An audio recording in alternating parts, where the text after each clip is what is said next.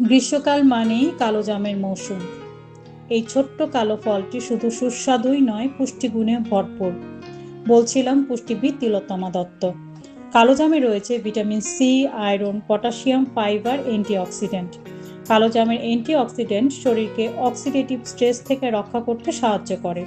এতে থাকা আয়রন রক্তের স্বাভাবিক কার্যক্রমে সহায়তা করে, আর ভাইটামিন সি আয়রন শোষণে সাহায্য করে।